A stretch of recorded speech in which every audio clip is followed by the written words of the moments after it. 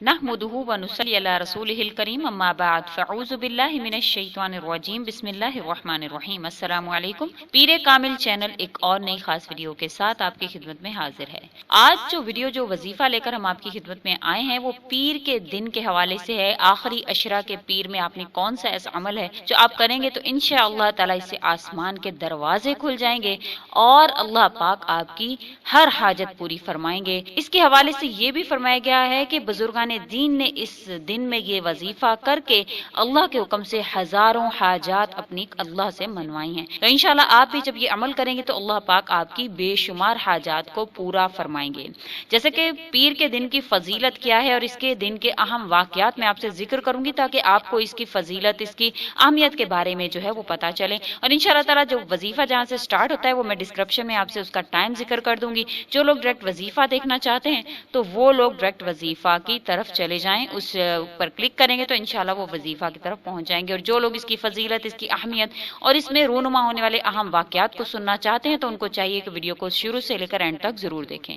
وظیفہ ذکر کرنے سے پہلے اگر آپ نے ہمارے چینل کو سبسکرائب نہیں کیا ہے تو آپ ہمارے چینل کو سبسکرائب کر دیں اور مزید اپڈیٹس حاصل کرنے کے لیے بیل آئیکن بٹن کو ضرور پریس کریں۔ پیر کا دن بڑا مبارک دن ہے۔ اس کے حوالے سے علماء کرام فرماتے ہیں کہ اللہ جل شانہ نے پیر کے دن کو 7 فضیلتوں سے مخصوص فرما دیا باقی تمام دنوں میں۔ سیدنا ادریس علیہ الصلوۃ والسلام نے پیر کے روز آسمان کی طرف صعود فرمایا اور جنت میں داخل ہو گئے۔ نمبر 2، سیدنا موسیٰ علیہ الصلوۃ والسلام پہلی مرتبہ پیر کے روز طور پر تشریف لے گئے اللہ سے کلام کرنے کے لیے۔ نمبر 3، اللہ تبارک و تعالی کی وحدانیت پر دلیل پیر کے روز نازل ہوئی تھی، یعنی قل هو اللہ احد سورہ اخلاص پیر کے روز نازل ہوئی۔ نمبر 4، پیر کے دن سید العالمین صلی اللہ علیہ وسلم کی ولادت باسعادت ہوئی۔ نمبر 5، پیر کے دن حضرت جبرائیل علیہ الصلوۃ والسلام محبوب رب العالمین صلی اللہ علیہ وسلم پر پہلی مرتبہ وحی لے کر نازل ہوئے۔ نمبر 6، امت کے اعمال پیر کے روز سید دو عالم پر پیش کیے جاتے ہیں۔ نمبر 7، سید العالمین صلی اللہ علیہ وسلم نے پیر کے دن دار فانی سے دار بقا کی طرف رحلت فرمائی۔ انا للہ و انا الیہ راجعون۔ محبوب رب العالمین نے پیر کے روز مکہ مکرمہ سے ہجرت فرمائی اور پیر کے دن مدینہ منورہ میں داخل ہوئے۔ اسی پیر مبارک کو مکہ معظمہ فتح ہوا اور اسی روز سورہ مائدہ نازل ہوئی۔ پیر کا وہ مبارک روز کہ جس میں آسمان کے دروازے کھول دیے جاتے ہیں اور گناہگار مسلمانوں کی مغفرت ہوتی ہے۔ سیدنا ابو ہریرہ رضی اللہ تعالیٰ سے مروی ہے کہ سید الانس والجان صلی اللہ علیہ وسلم نے فرمایا کہ جب پیر اور جمعرات کا روز آتا ہے تو آسمان کے دروازے کھل جاتے ہیں اور مولا کریم ہر اس بندے کو جس نے شرک کا ارتکاب نہیں کیا ہوتا بخش دیتا ہے، مگر جس آدمی کے دل میں اپنے بھائی کے خلاف کینہ اور بغض ہوتا ہے اس کو مہلت دیتا ہے کہ وہ آپس میں صلح کر لیں۔ سیدنا ابو ہریرہ رضی اللہ تعالیٰ سے مروی ہے کہ رسول کریم صلی اللہ علیہ وسلم نے فرمایا کہ پیر اور جمعرات کے روز اعمال اللہ کی بارگاہ میں پیش کیے جاتے ہیں، تو لہٰذا اس دن میں ایسے اعمال کریں کہ اللہ کے بارگاہ میں جب آپ کے نامہ اعمال پیش ہوں تو اللہ پاک کو راضی کرنے والے ہوں۔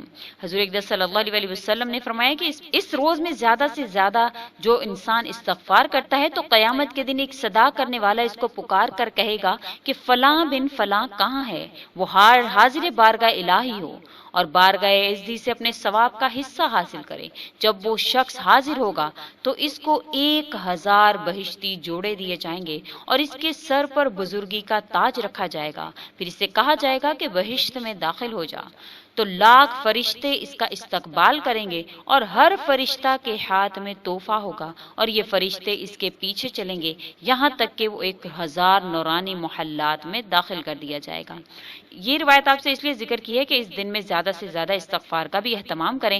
انشاءاللہ تعالی جب آپ اس دن میں زیادہ سے زیادہ استغفار کا اہتمام کریں گے تو آپ کو یہ تمام تر فضیلتیں جو حضور اقدس صلی اللہ علیہ وسلم نے فرمائی ہیں وہ آپ کو ضرور حاصل ہوں گی۔ اب اس دن کے نوافل جو میں آپ سے ذکر کر دوں کہ اس دن کا وظیفہ جو تمام تر حاجات کو پورا کروانے والا ہے وہ میں آپ سے ذکر کروں۔ حضرت سیدنا انس رضی اللہ تعالیٰ سے روایت ہے کہ سید الانس والجان صلی اللہ علیہ وسلم نے فرمایا کہ جو شخص پیر کے دن 4 رکعت نفل نماز پڑھے، کس طرح؟ پہلی رکعت میں سورہ فاتحہ الحمدللہ رب العالمین 1 مرتبہ پڑھے اور اس کے بعد قل هو اللہ احد 10 بار پڑھے، پھر دوسری رکعت میں سورہ فاتحہ یعنی الحمدللہ رب العالمین 1 مرتبہ پڑھے اور قل هو اللہ احد یعنی سورہ اخلاص 20 مرتبہ پڑھے۔ تیسری رکعت میں الحمدللہ شریف 1 مرتبہ اور قل هو اللہ احد 30 مرتبہ پڑھے۔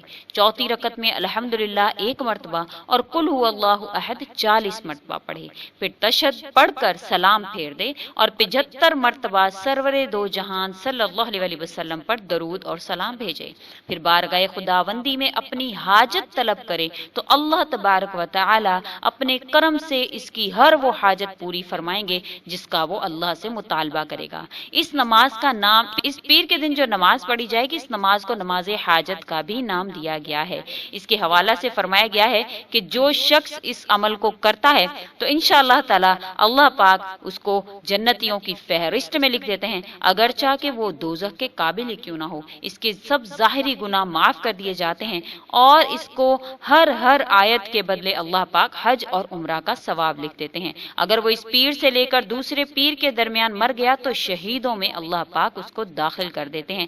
یہ احیاء العلوم الدین جلد نمبر 1 صفحہ نمبر 206، غنیمت الطالبین جلد نمبر 2 صفحہ نمبر 143 کی روایت ہے جو میں نے آپ سے ذکر کی ہے۔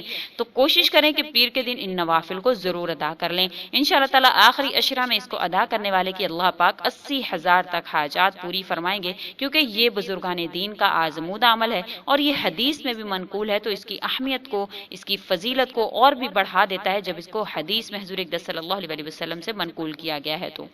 تو وظیفہ جو ایک دفعہ پھر آپ سے دوہرا دیتی ہوں تاکہ آپ کو اچھی طریقے سے سمجھ میں آ جائے کہ آپ نے 4 رکعت نفل نماز پڑھنی ہے، دن میں کسی بھی وقت آپ پڑھ لیں۔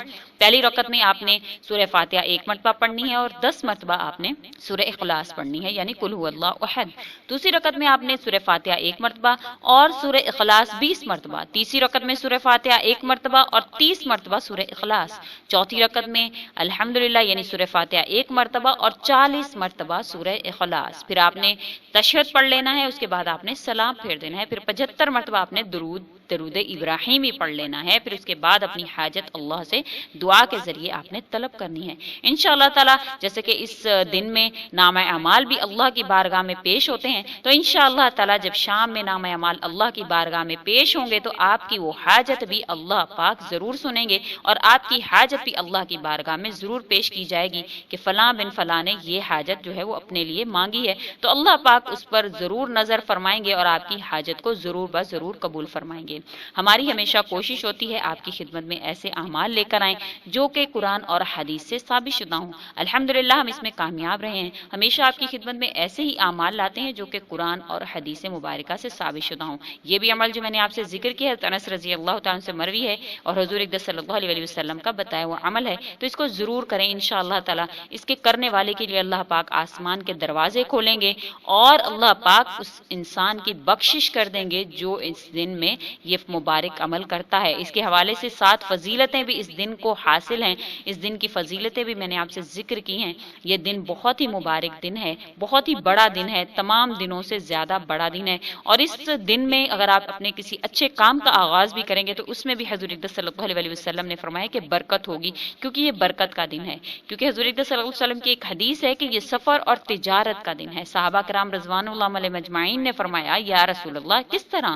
فرمایا کہ شیس علیہ السلام نے اس روز تجارت کے لیے سفر اختیار کیا اور تجارت میں بہت ہی زیادہ نفع حاصل ہوا۔ تو اگر آپ کسی کاروبار کا ارادہ کرتے ہیں، آپ کسی کاروبار میں پیسہ لگانے کا ارادہ کرتے ہیں تو اس دن سے کریں، انشاءاللہ تعالی آپ کو ضرور فائدہ حاصل ہوگا، کیونکہ یہ حضور اقدس صلی اللہ علیہ وسلم کا بتایا ہوا دن ہے کہ یہ بہت ہی بابرکت دن ہے۔ انشاءاللہ تعالی آپ اس پر عمل کریں، اللہ پاک آپ کو مزید توفیق دیں کہ آپ ہر دن کے اعمال سے فائدہ اٹھائیں، کیونکہ انسان دنیا میں اللہ کو راضی کرنے آیا ہے۔ انشاءاللہ تعالی جب حضور اقدس صلی اللہ علیہ وسلم کے طریقوں پر چلتا ہوا اس دن کو گزارے گا تو انشاءاللہ کامیابی اس کا مقدر بن جائے گی۔ اللہ پاک آپ کی تمام تر حاجات کو پورا فرمائیں۔ اس رمضان المبارک کے مہینہ میں اللہ تعالیٰ آپ کی کوئی بھی حاجت ایسی نہ ہو جو آپ کی پوری نہ ہوتی ہو، اللہ پاک آپ کی تمام تر حاجات کو پورا فرمائیں۔ اگر آپ کو ہماری یہ ویڈیو اچھی لگی ہے تو اس کو لائک کریں اور زیادہ سے زیادہ آگے شیئر کریں تاکہ مزید لوگوں کا بھلا ہو سکے، مزید لوگ اس سے مستفید ہو سکیں۔ اگر آپ اس کے حوالے سے کوئی سوال کرنا چاہتے ہیں تو وہ آپ ہمیں کمنٹ میں لکھ دیں، انشاءاللہ تعالیٰ آپ کی کمنٹس کا تسلی بخش جواب دیا جائے گا۔ اگر آپ کسی اور وظیفہ کی فرمائش کرنا چاہتے ہیں تو وہ بھی آپ مجھے کمنٹ میں لکھ دیں۔ اسی کے ساتھ اجازت چاہتے ہیں، وآخر الدعوانا ان الحمدللہ رب العالمین۔ اللہ حافظ۔ تیرے ہوتے جنم لیا ہوتا تیرے ہوتے، جنم لیا ہوتا پھر کبھی تو مجھے ملا ہوتا، پھر کبھی تو مجھے ملا ہوتا۔ تو چلا کرتا میری پلکوں پر، تو چلا کرتا میری پلکوں پر، کاش میں تیرا راستہ ہوتا، کاش میں تیرا راستہ ہوتا، تیرے ہوتے جنم لیا ہوتا۔